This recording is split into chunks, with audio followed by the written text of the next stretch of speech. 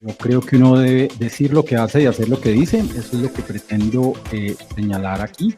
Esta es mi declaración de conflicto. Mis conceptos, sin embargo, son independientes, a pesar de que he trabajado con varias empresas de la industria farmacéutica y hago parte de la Fundación Pequeña Infectología, que es propietaria de uno de los softwares que voy a mostrar a continuación. Estoy convencido de que cada institución en PROA, en control de infecciones, uso de antibióticos y en muchos otros tópicos, funciona de manera diferente, y no necesariamente eso quiere decir que lo hagamos bien o mal, de una manera determinada, sino que por situaciones, recursos, geografía, georreferenciación, básicamente tenemos que hacerlo. Y aquí pues la idea es que quiero mostrar varias de las situaciones que hemos vivido a través de los años en relación con uso de tecnología y uso adecuado de antimicrobianos. En este contexto, yo no sé si ustedes sepan a qué corresponde esta imagen. Eso solo los GEC lo sabemos. Es una película, una serie que se llama Leyendas del Mañana de DC Comics, y tiene una nave que se llama la Web Rider, y en la Web Rider hay un software que es el piloto, pero cocina, hace un inventario histórico, se sabe la historia de todo, y además hace diagnóstico y tratamiento médico en esta bahía médica. Y después de 7 temporadas y de atender viajeros interdimensionales, no ha prescrito ni un solo antibiótico, ¿sí? Esa es una maravilla. Y esa serie ya la van a acabar porque ya las últimas temporadas pues no están muy buenas, que digamos, pero llama la atención que a pesar de eso no ha querido prescribir antibióticos. Y en ese entorno, digamos que uno diría, pues la inteligencia artificial nos ayudaría, pero esto pues es ciencia ficción por ahora en lo que nosotros vemos. Y digamos que tratando de justamente señalar lo que nosotros hacemos y vemos, pues a mí me pasó, yo me formé en un entorno en el que mi profesor era el maestro. Yo tenía el libro de Harrison cuando estudiaba medicina interna, no teníamos mucho acceso a bases de datos, y era una medicina muy basada en signos y síntomas, muy semiológica, muy clínica, afortunadamente, y agradezco haberla tenido, en donde pues pasamos de un momento a otro a evaluar más patrones epidemiológicos, a evaluar más una curva Gauss, que es lo que nos da justamente medicina basada en la evidencia.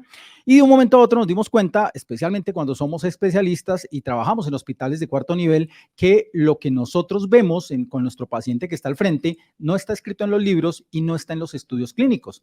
Y en enfermedades infecciosas, hasta un 60, 70, 80% de las guías podrían no tener una evidencia clínica suficiente, y lo que hacemos es informarnos en la evidencia, pero no tener una base específica. De ahí que entonces se ha propuesto, ahí dice mañana, yo creo que eso ya es hoy, una medicina en la que los algoritmos jueguen una base fundamental para tratar de personalizar y responder hacia las necesidades que tenemos de nuestros pacientes hoy en día. Pero hay un punto cuando nosotros queremos hablar de tecnología y cuando queremos hablar de algoritmos. Resulta que como humanos nosotros podemos permitirnos errores. El doctor Daniel Kahneman, psicólogo que ganó el premio Nobel de Economía hace unos años, lo dijo. Nosotros sí cometemos errores, pero no podemos permitir o no dejamos que una máquina llegue a cometerlos. Y eso no lo estamos dispuestos a compartir como privilegio de humanos.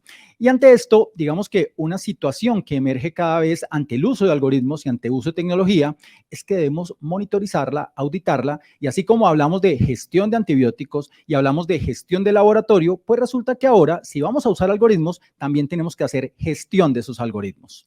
Un stewardship de algoritmos, porque el uso de algoritmos sí nos puede ayudar, pero estos algoritmos son cada vez más complejos. Antes un algoritmo fácil era, bueno, el doctor Carlos Savera acá en Bogotá evaluó el score de Tumbarello para evaluar infección urinaria por BLE en pacientes pues en mujeres, y digamos que sí, más de 7 era BLE y tiene una buena correlación, pero ya cada vez cuando tenemos KPC, tenemos multiresistencia, tenemos resistencia a diversos antibióticos, ya tenemos que construir mejores modelos y es difícil entenderlos y aceptarlos.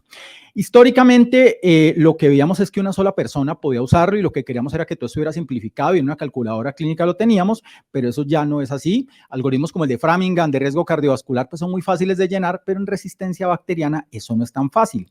Y eso hace que tengamos que prestarles mucho más atención a esos algoritmos porque resulta que también se equivocan. En una discusión reciente con el doctor Jorge Cortés decía, pero es que los algoritmos en lo que estamos viendo están sobrediagnosticando y haciendo que pongamos antibióticos de más amplio espectro en muchos pacientes.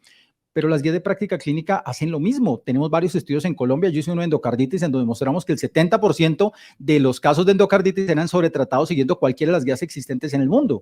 Y resulta que es lo que vemos en la vida real, un sobretratamiento. Y la idea es que, como digo, no podemos permitir o no dejamos nosotros que las máquinas tengan ese punto y mucho menos con los algoritmos. ¿A qué vamos? A que nada es perfecto, pero justamente en esto, cuando empezamos a usar algoritmos y tecnología, pues tenemos que auditarle. Quiero empezar por eso. No todo lo bueno es perfecto, no todo lo bueno necesariamente es mejor y no todos los algoritmos son maravillosos. Y un punto en el que estamos creando déficit es básicamente en la gestión o revisión de estos algoritmos de acuerdo a lo que señala la evidencia clínica. Las guías de práctica clínica las auditamos, monitorizamos adherencia y tratamos de ver si eso corresponde. Pero como los algoritmos son más difíciles de entendimiento, pues no sabemos si en realidad están funcionando. Si usted va a empezar a hacer algoritmos en su institución, si los va a aplicar, pues también hay que auditarlos para saber si sirven o no. Porque uno muchas veces cree que sirve y a veces se lleva sorpresas. Y un punto importante es que hay un costo asociado a esto. Pues bien, partiendo de esto, ¿qué tenemos? Que pues nosotros damos un concepto clínico, básicamente queremos aplicar a veces algunas situaciones de nuestro conocimiento, de nuestra base o algoritmos, pero empezamos a tener inteligencia artificial que nos puede ayudar a mejorar el manejo del paciente. Y el punto es que, pues con eso tratamos de hacer mejores diagnósticos y mejores tratamientos y surgen, digamos que dos conceptos que creo uno debe tratar de orientar, unirlos, pero en general hay diversos modelos. Uno, el enfocado en el patógeno, y es que yo quiero hacer el diagnóstico porque el diagnóstico me da a mí la solución definitiva. Entonces, ¿qué tenemos? Necesito diagnóstico rápido. Los hemocultivos me aparecen a los 3 días el resultado. Entonces, las pruebas en el sitio del paciente, las pruebas rápidas empiezan a ayudarme a tener un mejor enfoque y con eso yo doy un tratamiento más dirigido. Pero ya nos hablaba la doctora Ana Lucía esta mañana de la microbiota. Pues bien, ¿por qué no más bien tenemos en cuenta que nosotros lo que estamos haciendo es modificando la microbiota, que el individuo como tal en realidad es el que en su respuesta inmune condiciona cómo le va? Lo vimos en COVID. ¿Y por qué no mejor tener algunos biomarcadores más específicos de los que tenemos en la actualidad para tratar de dar un tratamiento? Miren, no es dirigido, sino más personalizado hacia las condiciones del paciente, tratando diferente un paciente inmunosuprimido que un paciente, por ejemplo, inmunocompetente. Pues bien, aquí el cielo entonces es el límite, diversas descripciones que nos dicen todo lo que podemos hacer uniendo todas las aplicaciones de inteligencia artificial, las enfermedades infecciosas y cómo podríamos en realidad hacerlo en la vida diaria, pero acuérdense siempre teniendo resultados y sabiendo qué es lo que pretendemos, porque todo nos cuesta trabajo, dinero y tenemos que justamente ver qué es lo que queremos, llegar a tener impacto real sobre nuestros pacientes.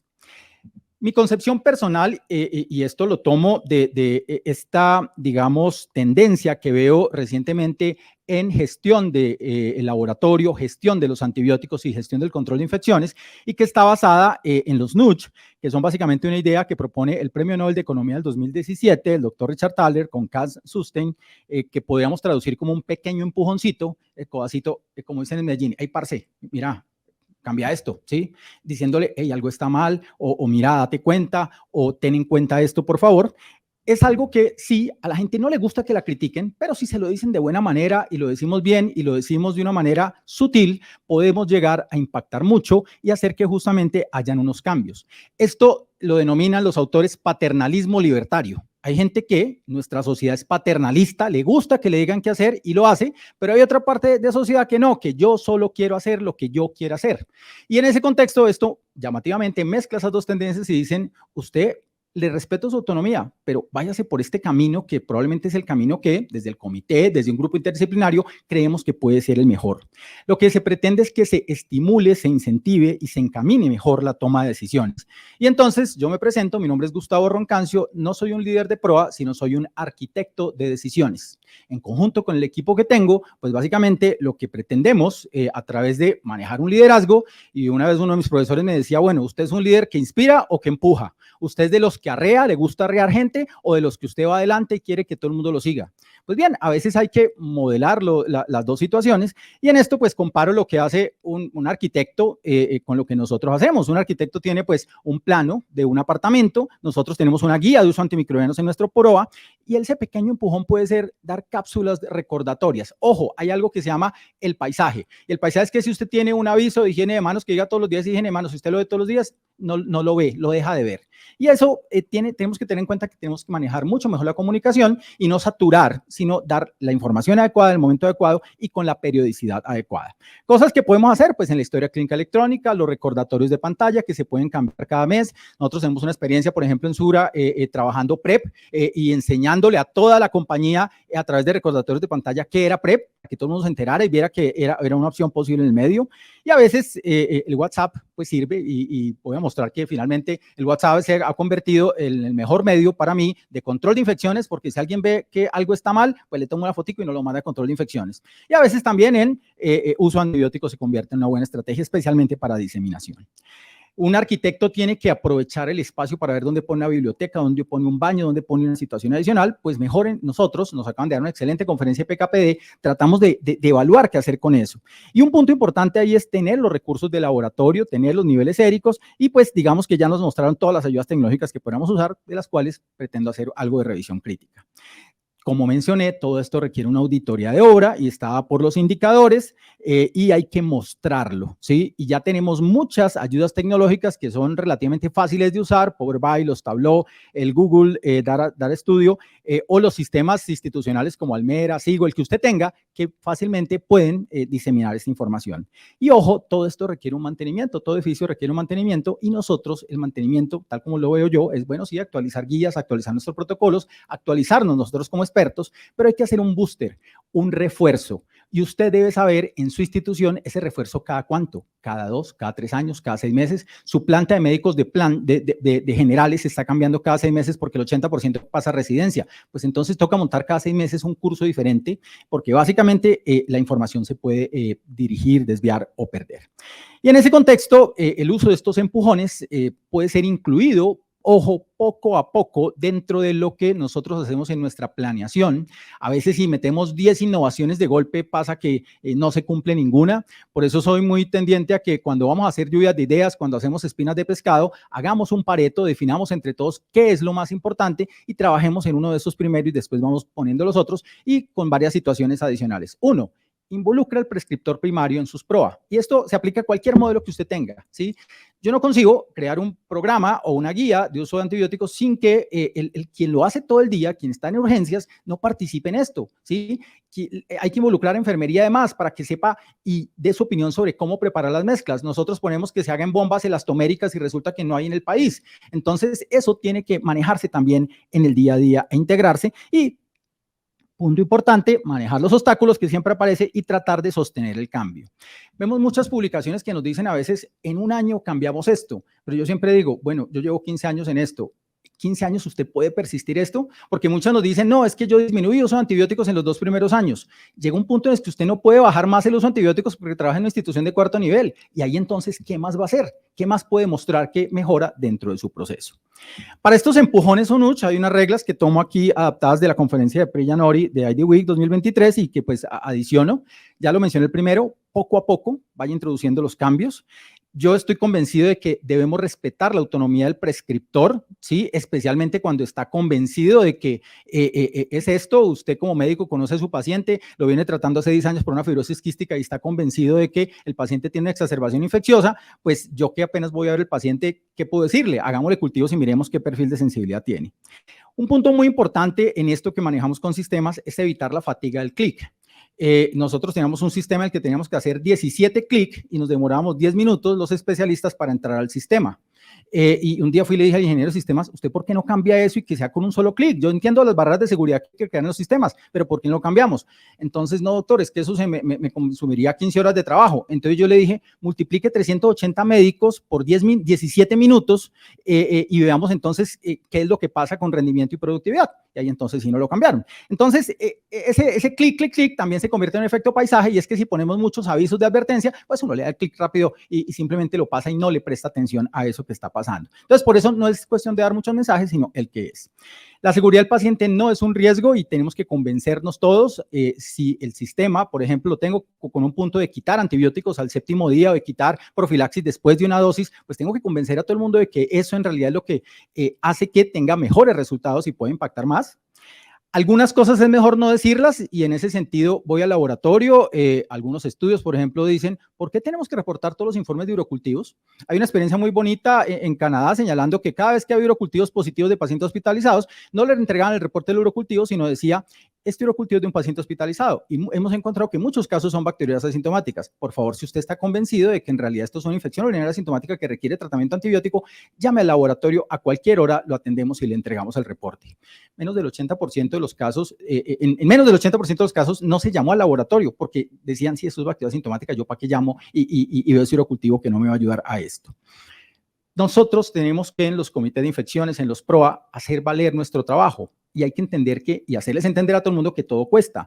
Las horas de trabajo, las horas de tiempo invertido, tiempos de desarrollo de aplicaciones, construir guías, cuesta. No solo los antibióticos o las ayudas de laboratorios cuestan. Nuestro trabajo también, y hay que hacerlo valedero, pero un punto, entre más fácil lo hagamos para nuestro prescriptor primario, nos va mucho más.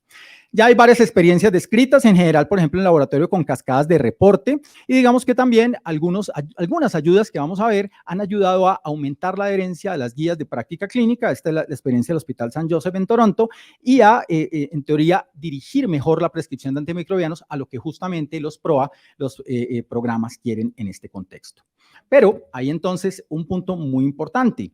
Hay información clave que ya todo el mundo sabe cómo hacer. Una reanimación cuando tenemos el entrenamiento adecuado, pero hay otra que hay que ajustarla, hay que definirla y digamos que el impacto de justamente estos nudge o empujones ayudan mucho más en cosas como las que nosotros queremos y es que se siga un camino. ¿Sí? Si usted tiene un paciente neutropénico con fiebre que ha recibido 17 antibióticos diferentes y está con una bacteriemia por gram negativos, pues probablemente yo debo orientarla según mi epidemiología institucional a que dé este antimicrobiano. Eso es lo que pretendemos con estas ayudas o empujones. Y entonces, en las siguientes 3 horas 45 minutos, no mentiras, vamos a mencionar algunos puntos que las ayudas tecnológicas nos ayudan, que están en la literatura, y ojo, no solo para la prescripción de antibióticos, adicionalmente para todo lo que tiene que ver con el procesamiento dentro del servicio farmacéutico y adicionalmente dentro de incluso la administración del mismo y la monitoría o auditoría que hacemos a los sistemas. Hay muchos, pues vamos a mostrar algunos.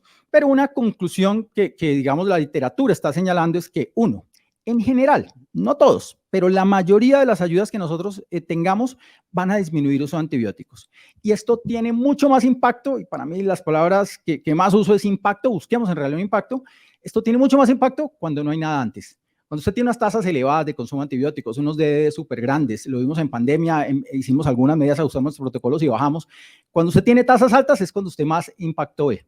Solo hace 2 o 3 medidas, a veces solo vigilar y eso ya crea un impacto y la mayoría de las ayudas tecnológicas disminuye el uso de antibióticos. Pero el problema es que cuando vamos a evaluar, bueno, calidad de la idoneidad de la prescripción, en general esto se evalúa reuniendo 3 a 5 expertos de diversas áreas que evalúen lo que el software hizo o lo que se hizo con la medida para ver si eso pasaba, pues vimos que sí. En muchos casos, muchas ayudas nos ayudan a mejorar la calidad de la prescripción dirigida a ese paciente, pero no todos los estudios señalan un impacto sobre mortalidad, sobre estancia hospitalaria, desenlaces duros que queremos justamente controlar.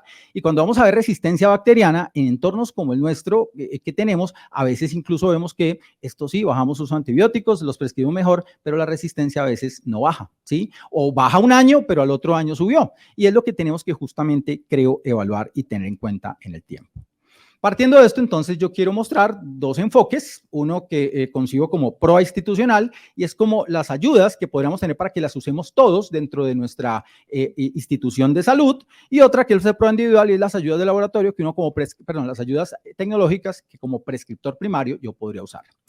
En la prueba institucional, pues quiero hablar de algunas tecnologías en diagnóstico, si bien pues esta no es una conferencia relacionada con eso, mínimos conceptos de inteligencia artificial, de aprendizaje automatizado, de prescripción electrónica y de sistemas de soporte de decisión computarizados. Y empecemos por la gestión del diagnóstico, la doctora Aura Lucía nos hablaba esta mañana, ¿y qué es lo que vemos? Así como a veces aparecen muchos productos farmacéuticos, pues aparecen muchas alternativas de laboratorio para diagnosticar. Este es un ejemplo de lo que podríamos llegar a tener en cuenta con enfermedades o microorganismos de difícil diagnóstico como son los hongos, en donde menos del 30-50% de las veces yo puedo cultivarlos, donde la histopatología nos llega a veces tarde en relación a lo que tiene el paciente y donde pues tenemos un arsenal de pruebas que van desde la metagenómica, la genómica o incluso la detección de antígenos con pruebas rápidas que nos están ayudando en el día a día a tenerlo. Pero digamos que en este contexto las voy a tener todas en mi hospital, las necesito todas de acuerdo a mi epidemiología. Creo que la primera pregunta que hay que hacerse con relación a ayudas tecnológicas, ¿qué es lo que yo necesito? ¿Sí? Yo sé que, uno, puedo dar esto poco a poco, pero tengo que centrarlo a mis necesidades. En este entorno de gestión diagnóstica, pues nosotros tenemos los métodos fenotípicos, los métodos moleculares, ahora tenemos MALDI-TOF, y la idea y lo ideal justamente es que entremos a tener el resistoma, a conocer los perfiles de resistencia involucrando Germán Esparza que decía, el fenotipo ya es algo que es del pasado, no lo comparto del todo, pero sí tenemos que tener en cuenta que nos hablan de las MIC, pero que a veces las MIC yo no sé si son reales en relación a lo que está pasando con mi paciente, y como tal probablemente unir el perfil de resistencia al microorganismo con lo que le pasa a nuestro paciente podría darnos una mejor evaluación, pero una situación que veo con frecuencia es que los médicos no estamos totalmente conscientes de lo que sucede en el laboratorio. Eso es como un iceberg, como que nosotros metemos una moneda y de un momento sale otra cosa. Así veo que muchas veces lo concebimos. Metemos una moneda en la máquina y debe salir algo. Y resulta que esto tiene muchos intríngules de calidad, de evaluación, que eso el laboratorio interno conoce y que los médicos desconocemos y que no interpretamos adecuadamente para afrontar nuestros puntos. Entonces, allí es donde probablemente estos pequeños empujones de laboratorio, como crear protocolos diagnósticos, hacer guías adecuadas, establecer qué es costo efectivo en mi institución, restringir alguna petición de exámenes, restringir algunos informes de laboratorio específicos, pueden ayudarnos a, digamos, controlar algunos procesos de resistencia bacteriana. Ya me meto entonces en lo que tiene que ver con inteligencia artificial, enfocada sobre todo aprendizaje de máquinas, y hay que tener en cuenta que esto es notablemente lucrativo en este mundo actual.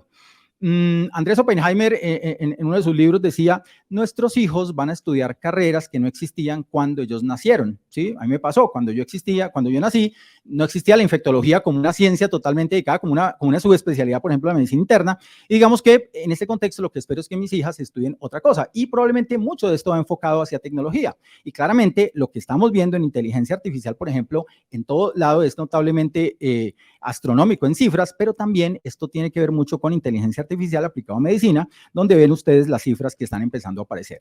Y esto mucho más después de pandemia.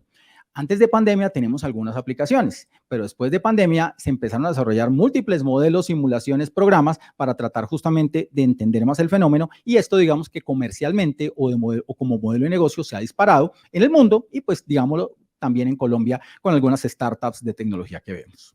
La inteligencia artificial, ¿qué es lo que pretende? Imitarnos a nosotros en nuestro pensamiento, pero ojo, teniendo un análisis de datos, de un big data, de unos datos mucho más grandes, y a partir de eso, digamos que este texto que me encantó cuando leí hace unos años, que trata de evaluar justamente medicina, precisión e inteligencia artificial, tiene este diagrama que para mí aclaró muchas cosas. La inteligencia artificial, en teoría, podríamos simplificarla, nada más. Como les digo, no soy experto en esto, soy un aficionado ya senior. Yo antes decía que era junior, pero ya soy senior. Muy bien, entonces, tres cosas.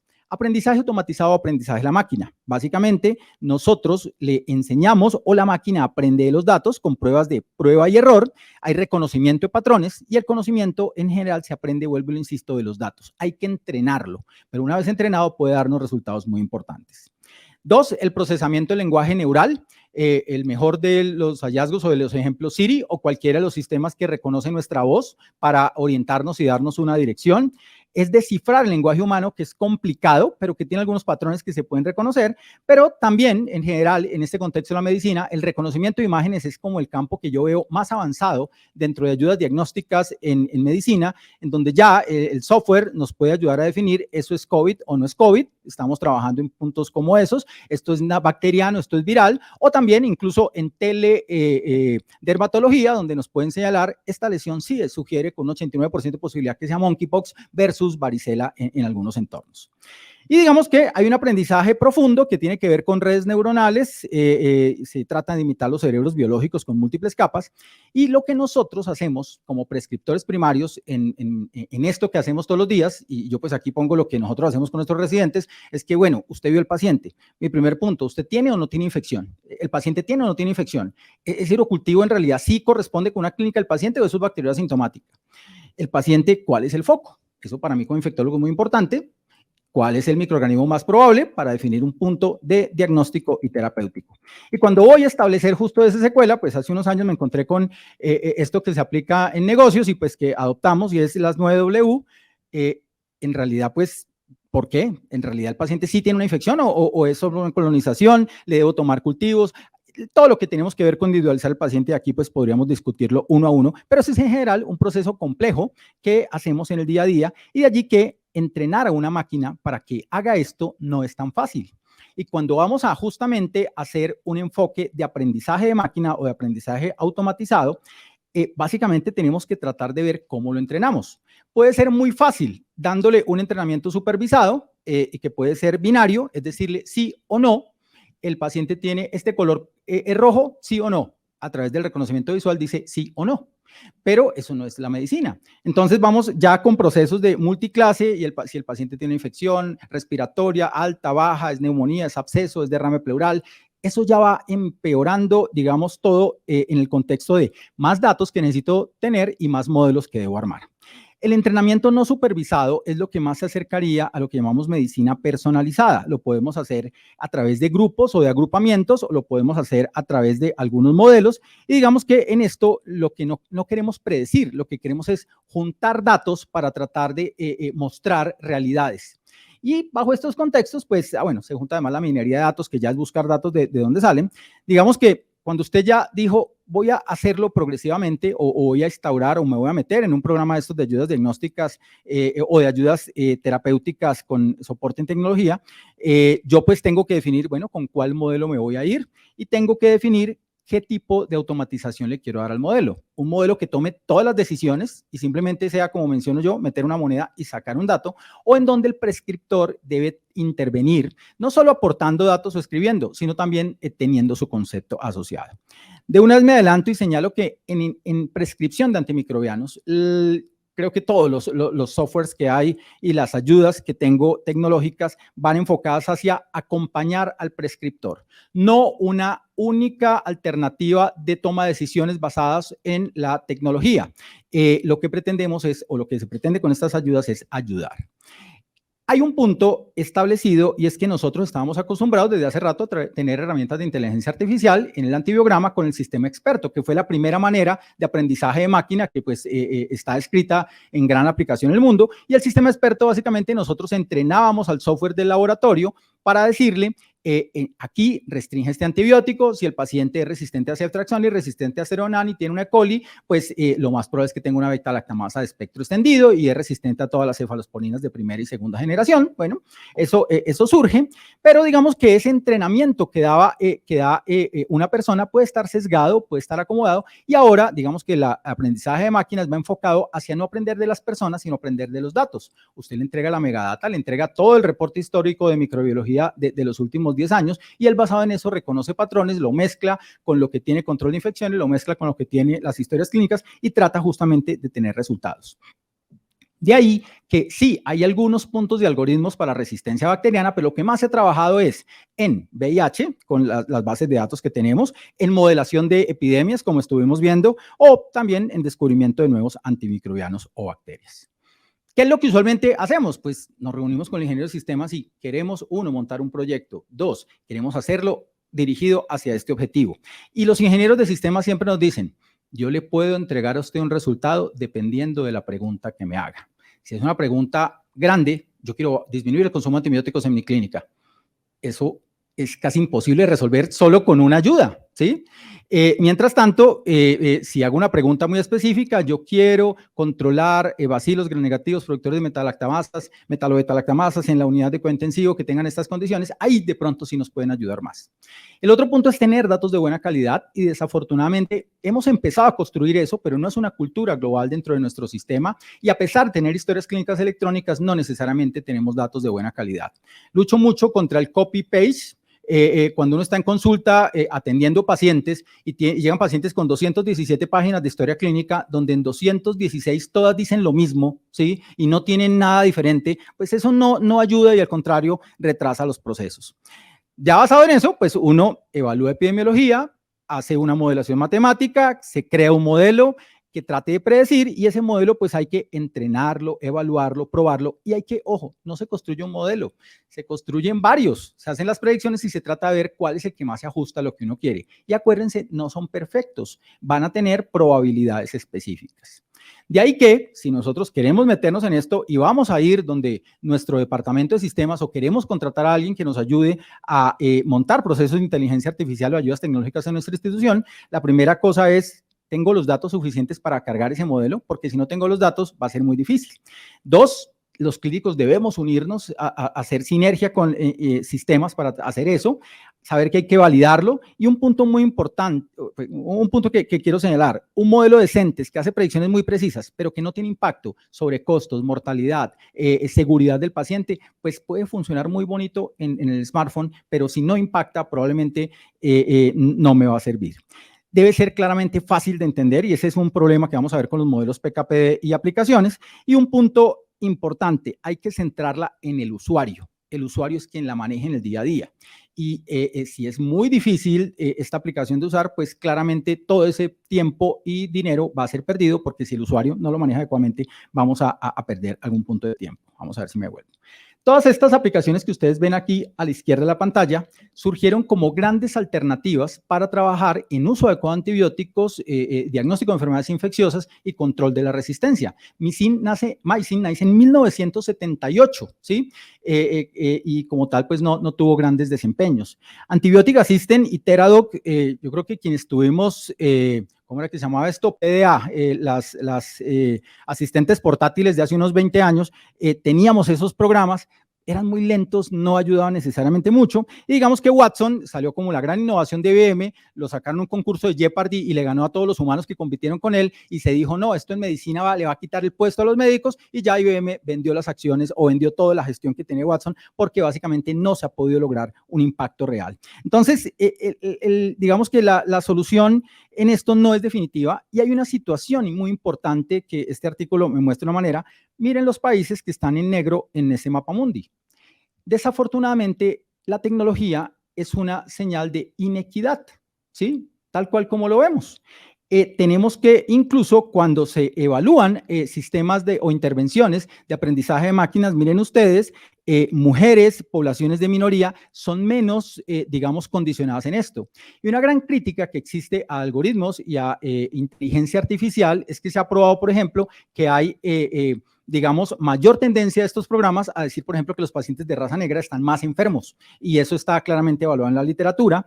Y en este contexto, como ustedes ven, en gastroenterología, en cardiología, tenemos algunos avances, pero en infectología no necesariamente hemos llegado hacia eso, en general porque tenemos, digamos, poblaciones específicas difíciles de generalizar. Basados en eso, pues ustedes me dirán, no, estoy creando como un ambiente de neuros en las máquinas. Yo no creo eso, me apoyo mucho en ellas, pero acuérdense que nosotros juzgamos a los humanos por sus intenciones, pero a las máquinas por sus resultados. Es una moral muy utilitaria, me sirve o no me sirve, y en eso, pues, las máquinas no se pueden equivocar y no necesariamente esto me va a ayudar. Ahora bien, entonces, ¿qué hacer? Pues mezclémoslos.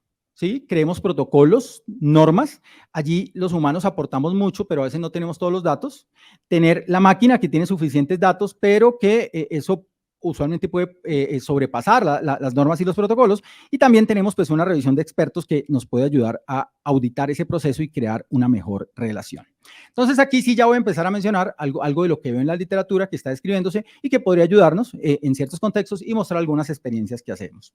El primero lo acabé de ver descrito en el ID Week, en la Semana de las Enfermedades Infecciosas en Norteamérica, y viene a constituir que es nuestros principales dolores de cabeza, y es infección de vías urinarias tratada inadecuadamente porque tratamos las bacterias asintomáticas. Este es el primer trabajo de inteligencia artificial que la Sociedad Americana de Enfermedades Infecciosas está patrocinando, valora y apoya.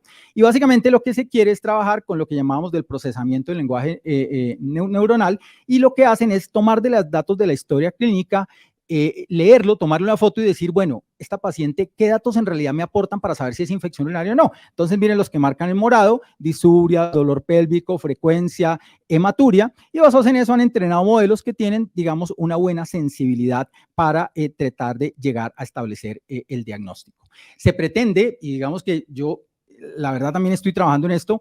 Creo que para mí, si solucionamos ese problema, si las ayudas tecnológicas nos ayudan a enfocar mejor este problema y a decirle al médico, por favor, piense si en realidad este paciente requiere antibiótico, si disminuimos 50% o 80% del manejo de antibióticos en bacterias sintomáticas, eso será una gran ventaja. Y a partir de ello también, este doctor, Sanjal Kanjila, de la Universidad de Harvard, empieza a mostrar también algunos modelos donde justamente empecemos a ver cómo la integración de clínico y dispositivo empieza a ayudar, pero no sé si se puedan ir aquí. Miren ustedes que no es perfecto. En el uso apropiado de antibióticos, que es porcentaje de IAT, miren que las guías en realidad básicamente entregan resultados adecuados en el 11% de los pacientes, el clínico 12% y el algoritmo 10%. Y cuando vamos a disminuir antibióticos de amplio espectro, miren ustedes que el clínico lo hace más, pero que de todos modos algoritmos y guías en el 10% de los casos lo hacen. No es perfecto y a veces nosotros no les perdonamos a las máquinas que no son así, pero digamos que si yo disminuyo 20% el uso de antibióticos de amplio espectro, eso puede tener una importante consideración. Ahora bien, ese era el modelo. Vamos a probarlo en la vida real. Pues en lo que ellos prueban en su póster de ID Week es que desafortunadamente usar todas esas modelaciones no disminuyó el consumo de antibióticos de amplio espectro. Sí, probablemente se pudo ajustar mejor la prescripción, se pudo reducir el tratamiento inadecuado, pero el uso de antibióticos no disminuyó. Y eso es algo que pues cuando empezamos a trabajar en estos modelos, digamos, empieza uno como a medio frustrarse porque dice todo este trabajo y resulta que no tengo un impacto real. De ahí la escogencia del modelo como factor clave. Quiero mostrar una experiencia de Medellín. La profesora que es matemática, la doctora Olga Lucía Quintero, en EAFIT, básicamente reunió a diversas instituciones de salud. Esta idea venía antes de la pandemia y cuando nos apareció una neumonía viral, pues cayó como anillo al dedo, fue patrocinada de una manera importante y lo que se quería era justamente tener un software que ayudara a diferenciar entre neumonía viral y bacteriana para evitar usar antibióticos en neumonía. Pues bien, es un proceso que ya tiene reunidas 30.000 imágenes analizadas por inteligencia artificial y en ese momento está en las UCIs de varias instituciones tomando fotos, siguiendo a los pacientes y tratando de tomar los datos que hay de los monitores de los pacientes para cruzarlos con la radiología y con eso establecer un sistema de predicción específico. Vamos a ver cómo nos da el resultado. Por ahora esto tiene sus altos y bajos, pero pues es un grupo que está trabajando de una manera importante en esto. Si quieren leer algo de tecnología, inteligencia artificial y aplicada a medicina, este es un blog que les sugiero mucho, escrito por varias personas que son clínicos y trabajan en el país y es de donde usualmente me nutro mucho para tratar de entender todo esto que sale, porque pues la cantidad de información es agobiante e impresionante. Ahora bien, centrémonos en esto, prescripción electrónica, y pues tenemos algo que manejamos desde hace varios años en nuestro medio, sistemas de prescripción en la historia clínica. El sistema electrónico de prescripciones pues está en simplemente eso, haga la prescripción, pero eso hay que integrarlo con muchas más cosas y yo creo que puede ser más útil si justamente unimos, como nos decían, prueba, laboratorio y control de infecciones en un solo punto. Y si lo podemos entregar en un dispositivo portátil o meterlo en la red de nuestra institución, pues nos va a ayudar mucho más. Todo lo que yo tenga de mejora de prescripción de sistemas electrónicos, pues ayuda. Los resultados son definitivos, no son contundentes para todas las situaciones y de ahí, vuelvo a insistirlo, yo tengo que priorizar y definir qué quiero. Nosotros dijimos, yo quiero trabajar en desescalada terapéutica, haciendo suiza bioral, en definir los riesgos que son propios de la población, en tener dosis máximas y mínimas de antimicrobianos y en adherirnos a la campaña de Shorter is Better y tratar de dar menos tiempo de antibióticos, incluyendo profilaxis. Y a partir de eso, entonces, empezamos a trabajar y se crea, entonces, esto que lo aprendí de la Universidad de Twinte, en donde básicamente un punto muy importante, hágalo con quien lo hace en el día a día. Vuelvo y lo repito, pero es que eso lo aprendí tarde y me arrepiento de lo aprendido. Y hay que hacer evaluación, evaluación, evaluación cada vez que se implementa. Entonces, ¿qué hacemos? Nos reunimos con el ingeniero de sistemas. Yo lo decía antes, a veces uno se reúne con el ingeniero de sistemas y uno cree que algo que es muy difícil, en realidad se puede hacer muy fácil. Y algo que uno cree que es muy fácil, pues en realidad es muy difícil hacerlo. Entonces, por eso toca conversar y sentarse. Hay algunos inputs que yo he llamado fáciles de introducir en nuestros sistemas. El primero, quítele ese punto o ese ítem que está escrito cuando hacemos la prescripción electrónica de duración del tratamiento por toda la hospitalización. Eso sirve para antihipertensivos que el paciente va a tomar o medicamentos crónicos, pero para antibióticos no necesariamente. Entonces usted selecciona la caja de antibióticos, excepto probablemente algunos que ha preestablecido para profilaxis, que si el paciente si maneja en un hospital de trasplante puede usarlo, pero usted le quita la posibilidad de prescribir antibióticos por toda la hospitalización. Fija rangos, se puede prescribir cada 15 días y que el sistema avise cada 15 días cómo hacerlo. 2, suspender automáticamente la profilaxis, ¿sí? Ya tenemos unos formatos estandarizados de profilaxis que están dentro de los paquetes quirúrgicos, pues si usted le pone profilaxis, el computador los para, no hay necesidad de extenderlos. Si usted como clínico ve que hubo una contaminación dentro del procedimiento quirúrgico y va a dar más antibióticos, eso ya es una terapéutica y usted se los tiene que prescribir por aparte y se suspenden inmediatamente. Otro punto, suspensión automática a los 7 días. La mayoría de las infecciones agudas con 7 días de antibióticos son suficientes. Si yo tengo infección urinaria, si tengo neumonía que requiera manejo hospitalizado, pues a los 7 días se para automáticamente el antibiótico. Ya, si usted lo quiere continuar, pues toma la decisión adicional, pero lógico, esto tiene que tener alertas de que el antibiótico se ha suspendido porque podemos tener en cuenta, y nos ha pasado, procesos en donde el paciente se queda sin antibióticos y sí los necesitaba. Un aviso de fin de antimicrobianos, es importante justamente complementando esto.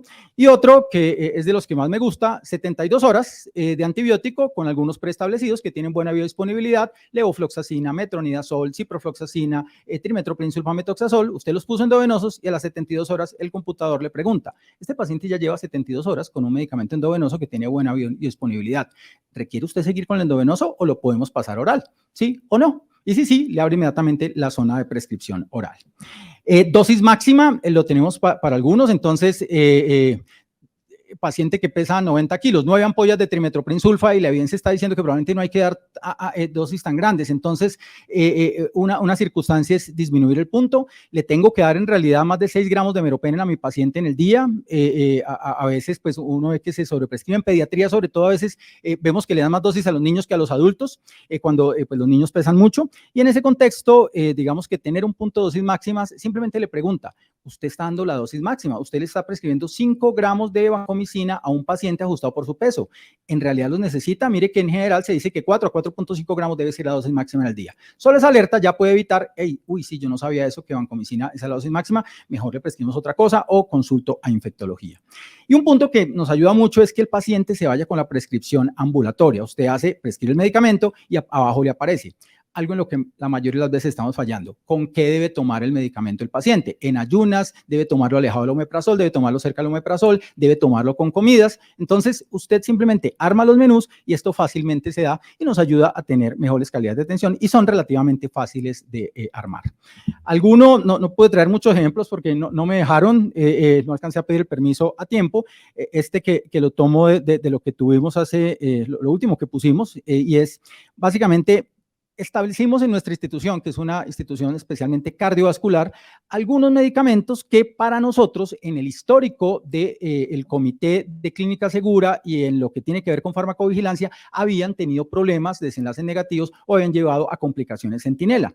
Y en ese contexto, pues básicamente establecimos cuáles interacciones eran para nosotros muy importantes de acuerdo al perfil que manejábamos y las pusimos con una leyenda que, ojo, acuérdense, clic del sistema, fatiga del sistema, fatiga del clic, elemento paisaje, no se pueden volver así, pero que le pueden ayudar especialmente al prescriptor primario que no tiene mucho conocimiento y que no está pendiente de ellos. Un cardiólogo no sabe que el posaconazol tiene problemas a veces con medicamentos inmunosupresores. Pues bien, en ese sentido nos ayuda a tener avisos que usted usted se demora 10 segundos leyéndolo y pueden justamente en situaciones específicas determinar las cosas. Mucha gente no sabe que la fosfomicina es sódica cuando la aplicamos parenteral y que tengo que controlar el sodio cada 3 días.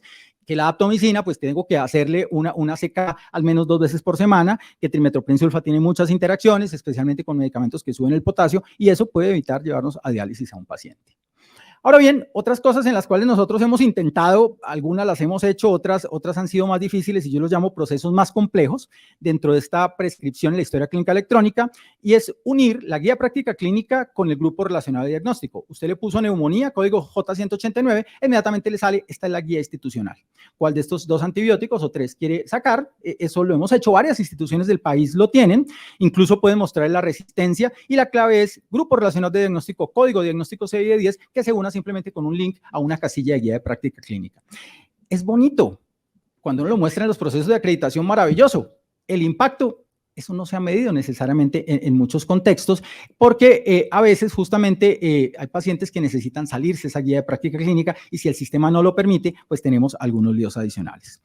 Lo que más me gustaría, un perfil farmacoterapéutico según comorbilidades, que si el paciente renal crónico, diabético, tiene esta creatinina, básicamente me diga qué antibióticos se pueden prescribir o no. Eso requiere más proceso. Interacciones medicamentosas autogestionadas, que si usted, por ejemplo, va a prescribirse fasolina y warfarina, no solo le aparezca el aviso de que hay problemas, sí, eso es más fácil de hacer, sino que diga, hey, por favor, no lo prescriba o no deje hacer la prescripción, sino tiene que haber un seguimiento farmacoterapéutico. Ajustes por peso y ajustes por dosis y vías de administración no convencionales, como por ejemplo antimicrobianos inhalados, a veces tópicos que se aplican, tienen algunos puntos adicionales. Algo de eso se puede realizar. La historia clínica electrónica, digamos que surge como una muy buena alternativa y podemos trabajar mucho en ella, pero la idea es evitar justamente los paisajes a toda costa. Ahora bien, aparecen los sistemas de apoyo a la decisión clínica, sistemas de conocimiento activo, usan conjuntos de datos, generan recomendaciones. Esto sí es más activo porque le dice a uno qué hacer. Puede ser en forma de alarma, puede ser como puntos automáticos en la guía de práctica clínica. Usted le puso vancomicina a un paciente con neumonía de la comunidad y le dice, pero es que ese paciente no tiene ningún factor de riesgo y no tiene ningún cultivo, ¿por qué le va a poner vancomicina? Identificar interacciones y dar recomendaciones terapéuticas y diagnósticas. En 1998 aparece en New England Journal of Medicine publicado el primer sistema de apoyo diagnóstico a la terapéutica. Ustedes conocen o si vieron esto, cómo lo manejamos en una pantalla negra y uno entonces ahí trataba de ver qué aparecía. Y en esto, pues miren, bien establecido cuáles son los antibióticos que ha tenido, cuáles son los gérmenes que han afectado al paciente y digamos cómo se ha establecido. Y el sistema le decía qué antibiótico usar. Se hace un estudio controlado, cuasi experimental, preintervención y posintervención, y en todos los desenlaces se muestran desenlaces importantes al usar estos sistemas de prescripción. Esto ha evolucionado en muchos aspectos. Este es el más se usa en Colombia por parte de muchos asistentes, que es la aplicación Sanford, que está tanto para usar en el smartphone como para usar en el sistema web. Pero en Norteamérica, además de eso, hay una asociación que hacen, y lógicamente hay que pagarla, los hospitales o los sistemas de salud para que usted ponga sus guías de práctica clínica y se las pongan en el Sanford, que todo el mundo tiene. Y adicionalmente puede poner su perfil epidemiológico y que así todo el mundo se ajuste a estos datos. En Europa, First Line, Curis y en África, CWPAMS, financiado por Organización Mundial de la Salud, han tenido aplicaciones similares. ¿Cuál es el punto? Necesitamos inversión, necesitamos pagar. Meter estos datos puede sonar fácil, pero vaya y meta los datos, o sea, usted ya los recopiló, vaya y nuevamente introduzcalos uno a uno dentro de estos sistemas. Esto a veces puede ser un condicionante si no tengo una persona dedicada justamente a eso. ¿Qué es lo que nosotros vemos en la evidencia? Que en nuestros sistemas de apoyo a la decisión, digamos que la gran mayoría ha enfocado hacia dar recomendaciones, y digamos que pueden asistir otros procesos. Hay alguno que veo, ILUM en Norteamérica, que está surgiendo y tiene una gran cabida, que trata de ir más allá de simplemente tener el perfil epidemiológico y de ayudar o de dar decisiones clínicas.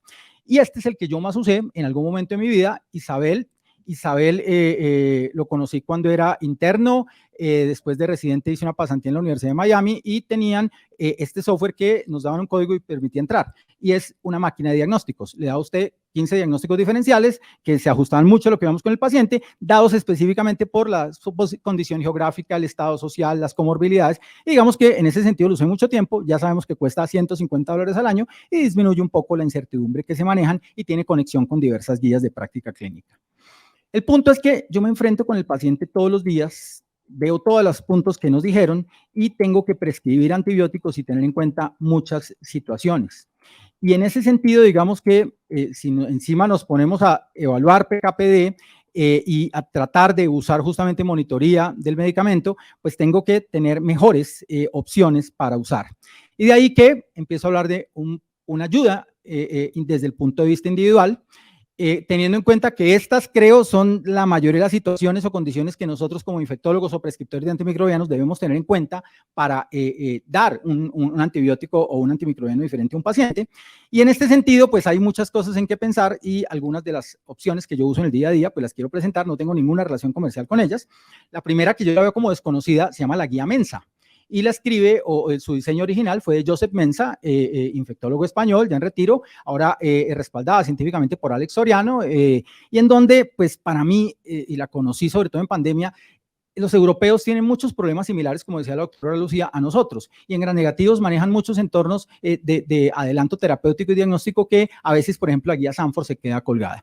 Entonces, uso la guía Sanford, pero la guía Mensa me gusta mucho, y el UpToDate, pues, tiene un conocimiento vasto y universal que, pues, a veces, digamos, es imposible revisar, pero que nos ayuda a tener soportes. Medicamentos como fosfomicina parenteral, que no hay en Norteamérica, pues, aparecen en la guía Mensa, y un punto adicional, si ustedes se ponen a jugar entre comillas con la aplicación de Sanford, si la pagan, se van a dar cuenta que en las opciones aparecen, por ejemplo, interacciones de algunos estados de Norteamérica que tienen sus guías de prácticas clínicas introducidas allí y algunos hospitales que lo pueden dar.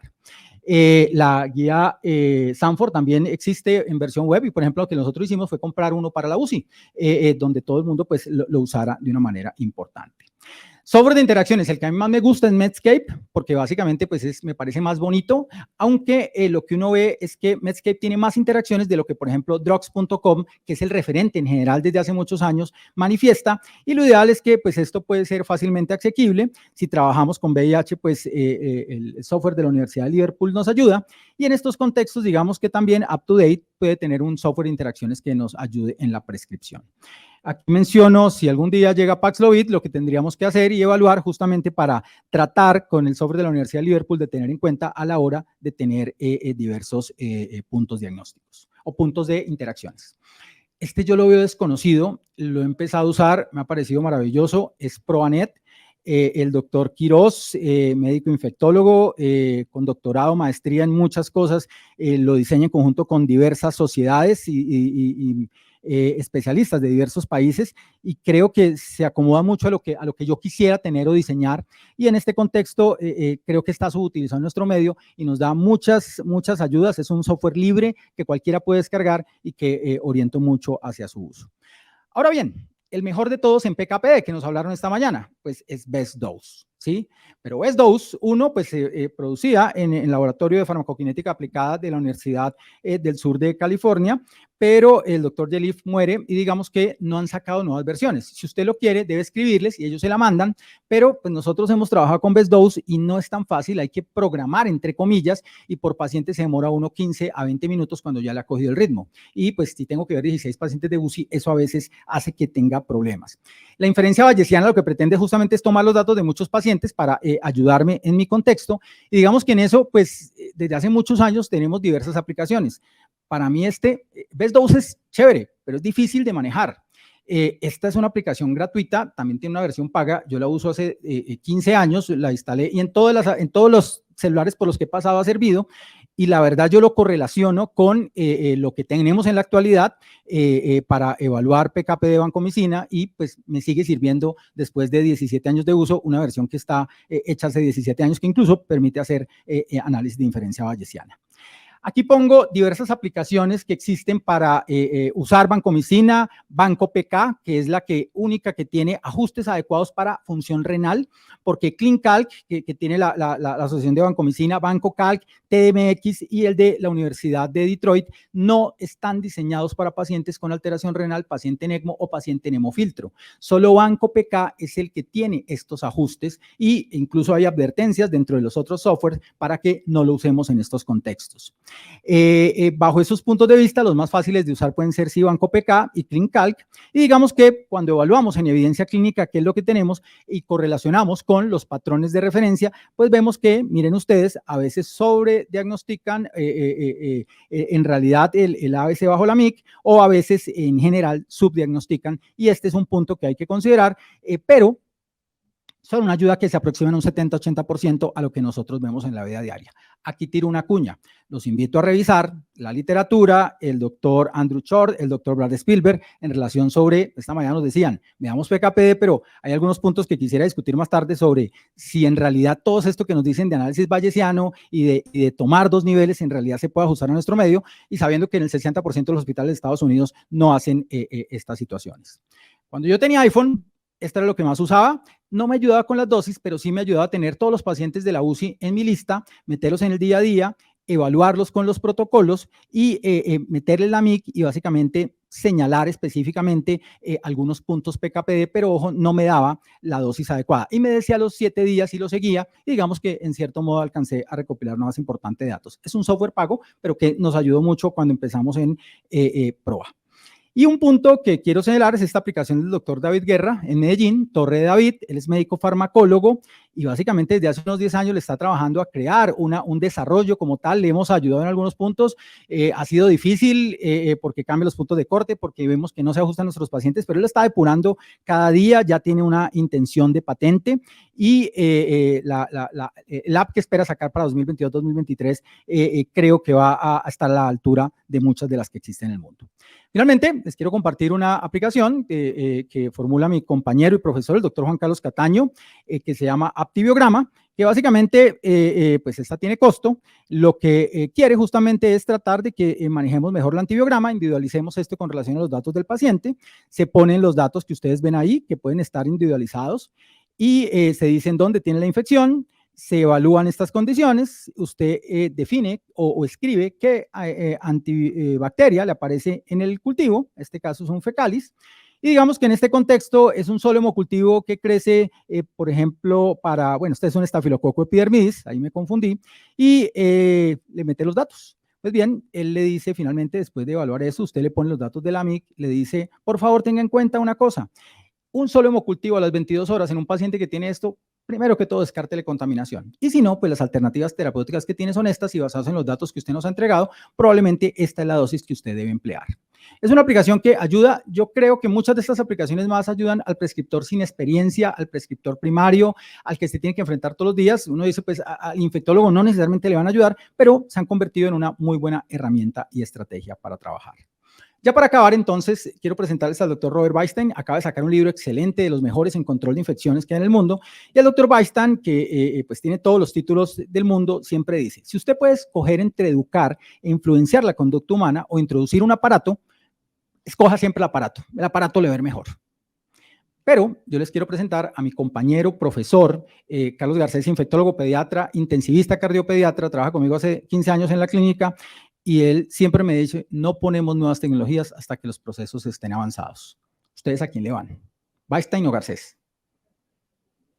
Pues yo le voy a Garcés para nuestro medio, ¿sí? Alguien me puede decir, no, voy por Weinstein, pero sí, en este contexto tomo estos datos de lo que señala los ingleses. La administración de antimicrobianos comienza con las personas. En general, los PROA son puntos de cambio de conducta, y en realidad por eso es chévere trabajar en esto. A los que nos gusta trabajar con la gente, ¿sí? Vamos todos los días y hablamos, y nos convertimos en amigos y discutimos en relación, y cuando nos orientamos de una buena manera, pues tratamos de hacer lo mejor para nuestros pacientes. Esto es chévere, ¿sí? Y es un reto, ¿sí? Pero esto es muy artesanal, muy del que me toca ir a ver todos los laboratorios, me toca ir a ver toda la historia clínica, me toca ir a revisar toda una hora de trabajo para ir a decir, no ponerle antibióticos a un paciente, que es de las decisiones más difíciles que hacer. Y como tal, al ser todavía muy artesanal, digamos que en este contexto las ayudas tecnológicas ayudan de ladito, pero que tengo que tener un buen equipo, y el punto es construir equipos adecuados para tener resultados adecuados. Desde lo último que quiero decir, porque ya se me acabó el tiempo, la verdad, nosotros hemos hecho o intentado muchas cosas, hemos probado muchas cosas en esto, desde tener un Excel hace unos 15 años en la UCI con calculadoras que nosotros hicimos para vancomicina y colistina, desde pedirle a la clínica que nos diera una licencia para tener Sanford en algunos computadores institucionales, el UpToDate y Dynamed en conjunto con alianzas con las universidades. Merck Aranda nos patrocinó hace unos años con una aplicación que tiene la microbiología y las guías institucionales. Hicimos un desarrollo web local, hemos intentado hacer algunas apps de vancomicina, ya después me frustré y no seguí insistiendo. Hemos usado Isabel, todas las ayudas electrónicas de prescripción que les mostré, pasamos del SAS al Serviinte, de iSolution al Mera, pero en realidad lo que más me ha servido, yo les soy sincero, es el WhatsApp, ¿sí? Es mandarles a nuestros médicos esto que los peruanos acaban de publicar un artículo muy bonito, mapa microbiológico, para mí lo llamaba GPS microbiológico, nuestros datos de antibiograma acumulado, de cómo nos ubicamos en la institución, adjuntado siempre a las guías de práctica clínica, dentro de lo que conocemos o llamamos en nuestra institución un tríptico, y a partir de eso, digamos, es donde yo más he visto que he podido tener impacto en puntos de prescripción adecuada, al menos en la institución en la que trabajo. Ese es el empujoncito que nosotros hemos dado. Otro que me ha servido mucho para llegar especialmente a tiempo, y en la institución donde nosotros trabajamos, el 60% de los antibióticos los prescribimos los infectólogos, y es en que me llegue a mi WhatsApp los cultivos de microbiología. Hey, a las 11 de la mañana, doctor Roncancio, tenemos cultivo positivo de este paciente tal, con esta cédula, y está en este servicio. No los tengo que ver a todos, pero hey, ese paciente me suena. Tengo también el WhatsApp, el número de todos los médicos de la clínica y el listado de turnos. ¿Quién está de turno hoy a las 9 de la noche? Yo estaba estudiando, haciendo esta charla, llamo, hey, este paciente lo conocemos, ¿qué tiene? No, profe, pues yo le puse vancomicina, pero es que acuérdate que ese paciente la vez pasada hizo una alergia, no miraste el sistema. Nos ayuda a mejorar algunos puntos y sobre todo a crear oportunidad. Y creemos que en este contexto nuestros, digamos, indicadores nos han ayudado. Otro punto, y es que cogimos un PDF y cada 6 meses, en conjunto con los médicos de planta, los intensivistas y los residentes, actualizamos nuestra propia guía de uso de antibióticos. En ECMO a veces no sabemos si estamos dando bien o no los antibióticos, entonces los centramos de esta manera y digamos que eso hace que tengamos buena adherencia a la prescripción y que en general una cosa que hacemos es que más del 60% de los antibióticos que damos los damos dirigidos por antibiograma y dirigidos en terapéutica. Y esto lo vemos con indicadores. ¿Cuál es el punto? A veces es muy difícil solo acudir al indicador cuantitativo que es DDD, porque si solo vamos en eso, muchas veces no vamos a poder más bajar la cantidad de antibióticos si trabajamos especialmente en áreas de alta complejidad. Les agradezco mucho la atención, espero que esto haya sido productivo. Los mensajes que quería dar es que acordemos que esto nos ayuda, el impacto no es tan claro a la hora de evaluar desenlaces duros como mortalidad, pero que claramente tenemos que trabajar en el usuario, en el prescriptor, y que estas ayudas nos justamente pueden acompañar dentro de estos procesos multidisciplinarios de prescripción. Muy amables, muchas gracias.